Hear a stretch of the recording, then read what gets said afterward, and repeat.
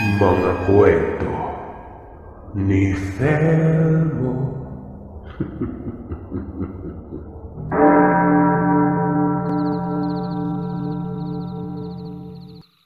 Pagpapala para sa lahat. Maraming salamat sa pagkakataon na mailathala ang kwento ko dito. Ako si Belinda, isang guro sa isang unibersidad. Bata pa lamang ako ay mahilig na akong mag-alaga ng mga hayop. Sa edad na 5 taon, niregaluhan ako ng aking ama ng isang periko. Tuwang-tuwa ako sa kulay ng mga balahibo nito, lalo na kapag nakakausap ko ito sa isang nakakatawang konversasyon. Nang magkasakit ang aking ina noong 6 na taong gulang ako ay napilitan kaming umuwi sa probinsya namin. Nagkaroon ng cancer sa lapay ang aking ina. Ayaw niyang magpa-chemotherapy. Mas nanaisin niya na lamang umano na magpagaling sa bahay. Sa luma nilang bahay sa probinsya. Kasama ang alaga kong periko, sumakay kami nila tatay, nanay at lola sa barko, pauwi nun. Isang probinsya namin sa kinatatakutang pugad umano ng mga aswang. Ito pa ang dating paniniwala ng mga tao, pati na rin ng mga turista. Ultimo ang aking lola Rosal ay nagpatunay na mayroon daw aswang sa mismong baryo namin. Isang bagay na sinang-ayunan din ng aking ina. Sang-ayon sa kwento ng lola ko, noong kabataan niya umano ay niligawan siya ng isang gwapong lalaki. Sa gabi lamang umano dumadalaw at nagpapakita sa kanya ang lalaking iyon. Isang gabi, kabilugan ng buwan, nagpaalam sa kanya ang manliligaw niya na uuwi na dahil masama umano ang pakiramdam. Lumipas ang isang oras, sumigaw ang kapitbahay ni Lola na isang buntis. Humingi ito ng saklolo dahil inaatake umano ito ng isang aswang. Nagsipagtakbuhan sa bahay ng buntis na babae ang lahat ng kalalakihan nun. Sinibat nila ang isang malaking asong kulay abo. Natakam-takam sa dinadalang sanggol ng takot na babaeng buntis. Maraming sibat ang tumagos sa katawan ng malaking aso na yon. Nang hina ito at bumagsak sa sahig ng bahay ng naturang kapitbahay. Naintakutan ng lahat nang ihagis ang aso sa may damuhan. Nagpalit ito bigla ng anyo. Napanganga si Lola Rosal nang makita ang hubad niyang manliligaw na puno ng sibat at nag-aagaw buhay nun. Yung malaking aso ay ang manliligaw ni Lola. Isa itong aswang. Umiyak umano ang manliligaw ni Lola bago ito panawan ng buhay. Tinawag pa umano nito ang pangalan niya pero napatakbo na pauwi si Lola. Doon na nabuo ang kasagutan sa matagal ng katanungan ni Lola. Kung bakit sa gabi lamang siya nagpapakita. Kung bakit gabi lamang siya pinupunta ng manliligaw niya. Dahil sa kwentong yun ni Lola Rosal, hindi ako agad nakatulog ng unang gabi kaming dumating sa bahay ng lola ko sa probinsya. Balisa ako noon at malaki ang takot ko sa kwento ng lola ko. Kaya naman nagkulong ako sa kwarto ko na dating silid umano ng nanay ko. Kasama ko ang madaldal kong alaga na periko na pinilit kong matulog nun. Papikit na ang mga mata ko noong hating gabi nang biglang nag-ingay ang alaga kong ibon. Lipad ito ng lipad sa loob ng hawla niya habang umuungot. Aso, aso, malakas na bigkas ng periko. Napabangon ako at kinuha ang hawla ng perikong alaga ko. Napalingat ako noon. Tumingin sa paligid. Pero wala namang aso. Pero paulit-ulit siyang lumikha ng ingay. Ingay na bumulabog na rin sa natutulog ko na tatay. Inutusan ako ng aking ama na patahimikin ng alaga ko pero ayaw talaga nitong huminto sa pagbigkas ng katagang aso. Patuloy pa rin ang pagkampay ng mga pakpak niya. Para matigil na ang balisa kong alaga, dinala ko siya sa bintana ng sala ng kabahayan. Napasilip ako sa bakuran naming puno ng halaman nun. At doon, may nakita akong aso. Nakatingala. Nakatitig sa direksyon ko. Kulay puti itong napakalaki nun. Kung hindi mo tititigan ng maigi ay mapagkakamalan mong itong parang oso pero wala namang oso sa Pilipinas, diba? Mataba ito, bilugan ang mukha pero patusok ang uso. Matatalas sa mga nakausli nitong pangil. Malalaki ang mga mata na kinatatakutan ko nung una. Mahaba rin ang mga kuko nito na animoy bakal mula sa malayo. Shh! Shh! Alis! Tabi ko sa aso. Pero hindi ito natinag sa kinapwepwestuhan niya. Umupo ito ng komportable at umalulong nun. Doon lamang nanahimik ang alaga kong ibon. Maya-maya, biglang tumakbo ang malaking aso ng batuhin ng tsinelas ni tatay. Busangot na sinara ni tatay ang bintana at sapilitan kaming pinabalik sa kwarto ko. Sa wakas, sa sobrang pagod ko sa biyahe, nakatulog ako ng mahaba nun. 2:00 na ng hapon nang magising ako. Pupungas-pungas pa ako nang lapitan ko si Perry. Bigla akong nagising nang makita ko ang itsura ng ibon ko, Sir Seth. Matigas na ito.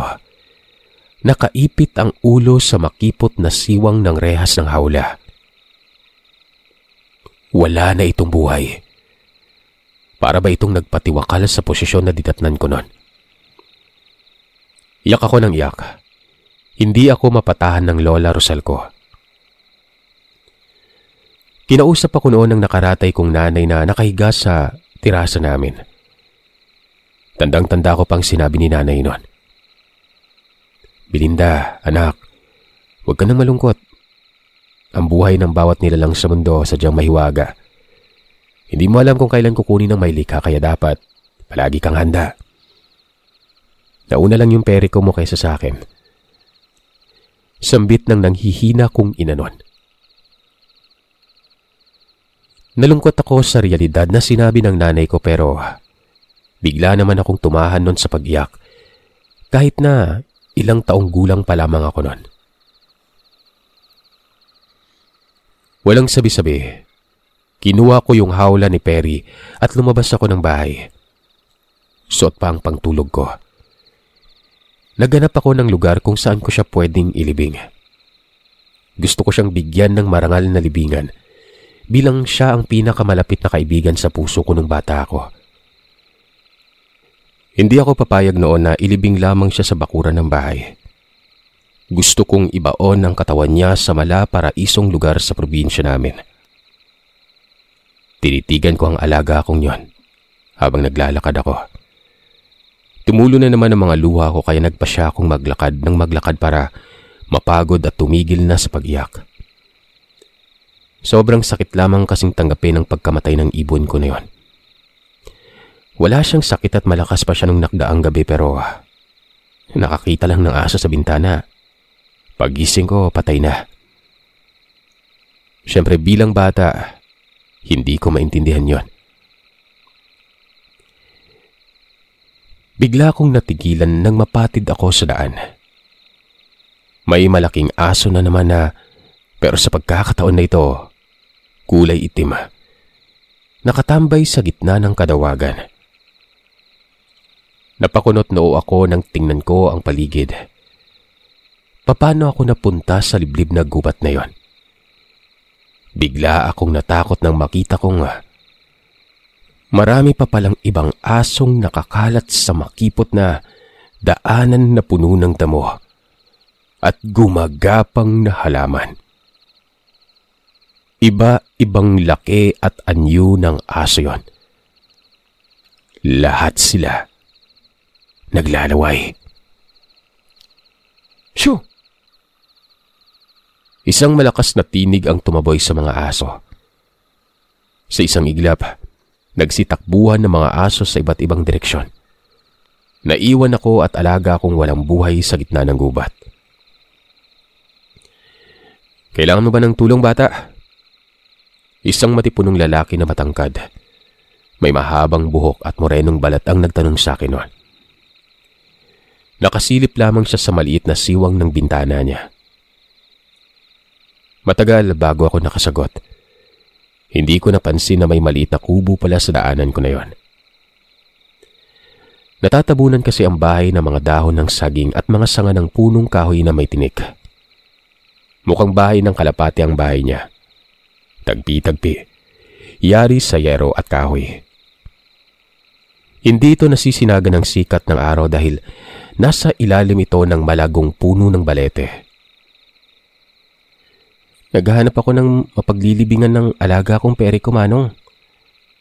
Pabulong kong tugon sa misteryosong lalaki na yon.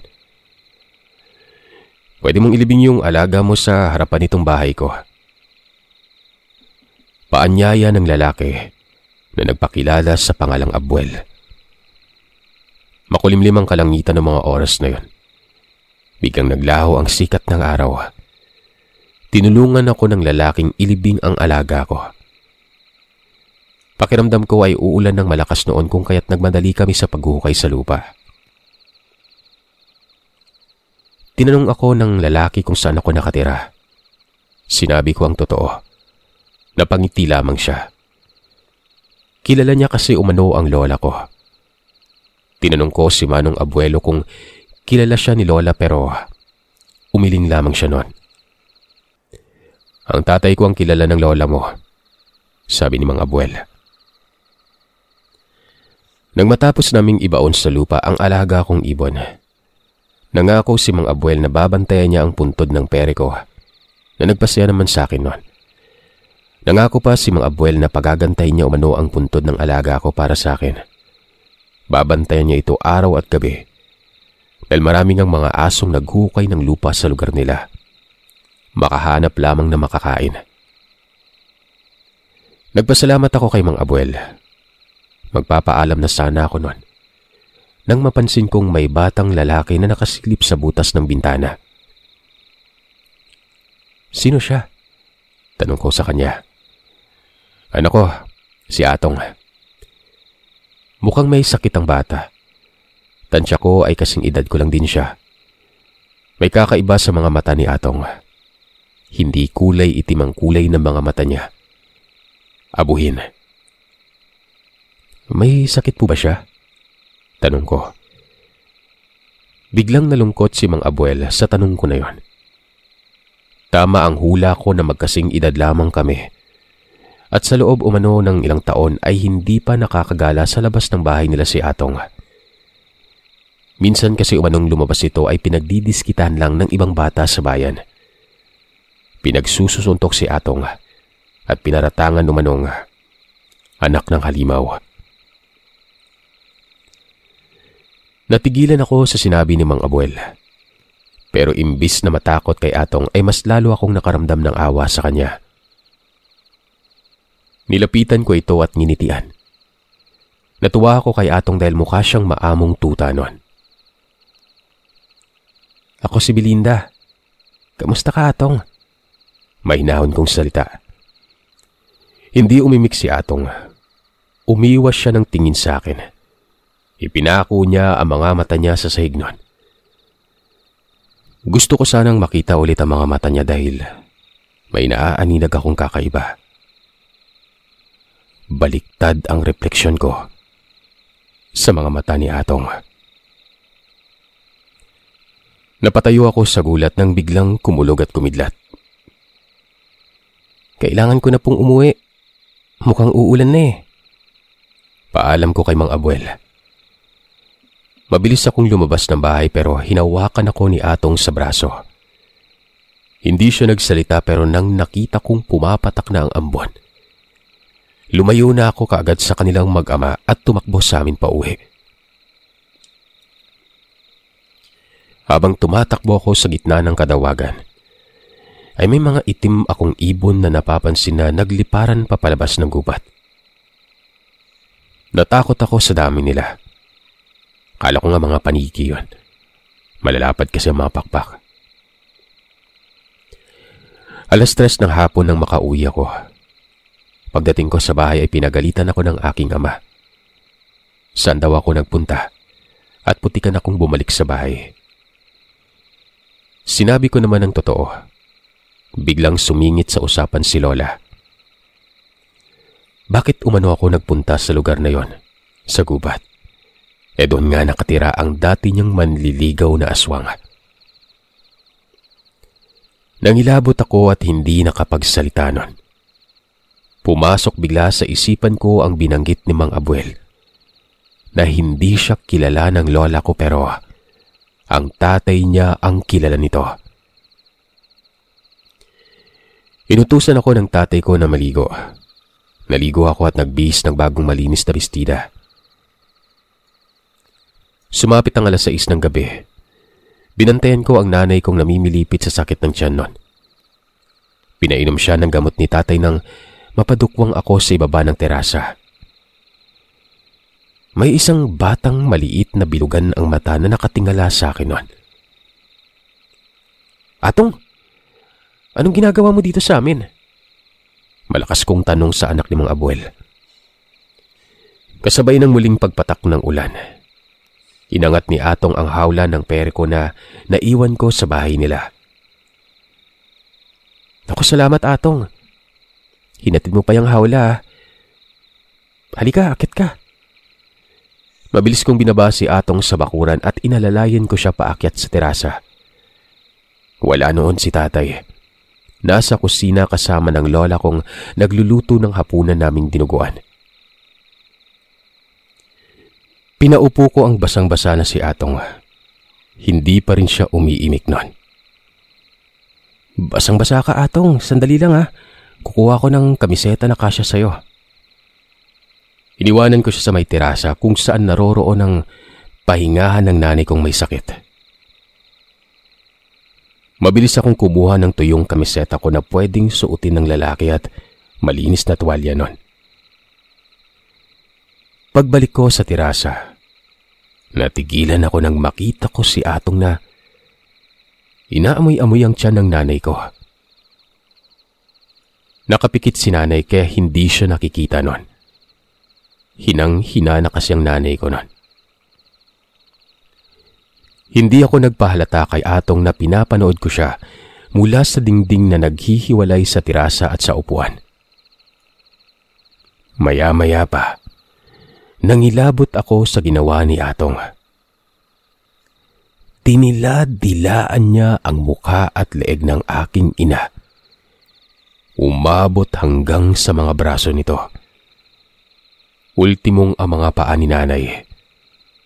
Para bang ginagawa niyang talaba. "Atong, ano yung ginagawa mo?" Nagulat si Atong sa lakas ng boses ko. Napatili ako nang mapatingin ako sa hagdanan namin nun. Yung asong puti na nakita ko noong unang gabi sa probinsya. Naglalaway na sinagpang ang nanay kong nakahiga nun. Sumigaw ako. Tinawag ko ang nanay ko pero paglingon ko ay nawala na si Atong sa terasa. Isang maliit na asong itim ang nakita kong nakapatong sa dibdib ni nanay. Sigaw ako ng sigaw habang naroroon ang dalawang nilalang na yon. Yung malaking aso ay para bang kakagatin si nanay nun. Nakatitig ito sa braso niya. Walang ano-ano ay parang hinila nila ito pababa sa may higaan. Dahilan para mahulog ang aking ina sa may sahig. Nabagok ito. Malakas ang aso kahit napigilan ko. Hinampas ko ng tsinelas pero parang aambahan ako sa kamay nun. Tuluyan ng kinaladkad ng dalawang nilalang ang nanay ko pero biglang dumating si Lola. May dalang isang garapon ng asin at bugkos ng bawang. Isinaboy ni Lola ang dala niyang asin sa mga naglalaway na nilalang. "Magsilayas kayo sa pamamahay ko!" sigaw ni Lola. Mabilis na tumalilis ang dalawang aso. Hinabol sila ng tatay ko, bit-bit ang buntot pagi nun. Nahataw sila ni tatay at nag-iyakan ang nilalang. Pinagtulungan naming dalhin sa ospital si nanay pero sa honor jeep pa lamang ng kapitbahay, wala na siyang hininga. Inatake umano sa puso, sabi sa ospital. Hindi raw dahil sa tinamong kagat ng kung anong aso ang dahilan ng pagkamatay niya, kundi sa mismong komplikasyon ng sakit niyang cancer. "Aswang sila atong, Lola?" tanong ko kay Lola. Ang batang si Atong ay anak ni Abuel, at si Abuel naman ay anak ng manliligaw niyang aswang. Pamilya sila ng mga aswang nun. Bali nung nanliligaw ito kay Lola, ay meron na nga itong anak sa labas. Magmula nang malaman ko yon ay hindi na ako lumayo sa tabi ng Lola at tatay ko. Hanggang sa lamay ni nanay sa bahay, naging alerto kami sa posibilidad na magkaroon ulit ng pag-atake ni namang Abuel at Atong. Nang mailibing na si nanay sa sementeryo, ay binilinan kami ng pari na bumalik na agad sa Manila. Hindi kami ligtas sa lugar na yon, na kami-kami lang at walang nakakakilala sa amin. Lalo na't hindi kami taga ron. Nagpa siya si tatay na bumalik agad pagkatapos na maibenta ang lumang bahay namin na yon. Hindi na ako nakabalik pang muli doon. Sa libingan ni nanay at sa puntod ng una kong alagang hayop. Nang ako'y maging isang lihitimong guro, ay hindi na nawala sa klase ko ang diskusyon tungkol sa mga aswang. Naging parte na kasi ito ng curriculum ko, kung saan masinsinan naming pinag-uusapan ang agham panlipunan na tumutuon sa pag-aaral ng mga panlipunang pag-uugali ng tao, mga ugnayan sa komunidad, kultura at sining ng isang probinsya, panlipunang paniniwala, at sa pang-araw-araw na buhay ng isang pamilya.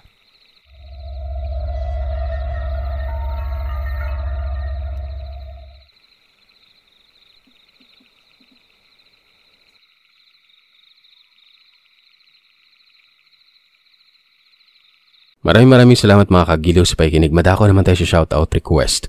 Gaya ng pinangako ko kahapon, mga members naman yung shoutout natin. Maraming salamat po sa bagong membro ng YouTube channel natin, si Jamira Samo. Thank you. Happy 1 month, Jihan. Happy 2nd, Jennifer Sanchez. Happy 3rd, Asa Gayakan. Happy 4th, Steph La Chica. Lizelle Irida, 21. And happy 6th, Vincent Calilong. Happy 7th, Joel Arms. Berry ADM, April Belarga. Happy 8th, Marifela Baldemora, Krista Jane 123, and Beth Binario. Happy 9th, Gigi Tiro. Happy 10th, Caleb Bautista and Amazing Grace 2829. Happy 13th, Anna Ann. Happy 14th, Shin, Brendalyn De Los Reyes, and Myla Alesna. Happy 15th, Queen Ann Mujado. Happy 16th, Richmar Jordan, Miriam Pilaes, Babylin Permentila, and Joy Almirez. Happy 17th, Queen 93 and Chubby Arnie. Happy 19th, Lethiana Amor. Happy 20th, Irene Dutimas and Buhay na Salita. Happy 21st, SJ Gaming and Kaspunay. Happy 23rd, Annalyn Cabonilas and Benosor and Beno. Happy 24th, Imogen. Happy 28th, Dian 17. Happy 31st, Mr. and Mrs. Channel and Regan Simon. Happy 33rd, Elaine Almera. Happy 35th, Thes Kitano, and happy 36th, Raymond Salonga, and happy 39th, Ninya Akana. Ay mga kagili, maraming salamat po.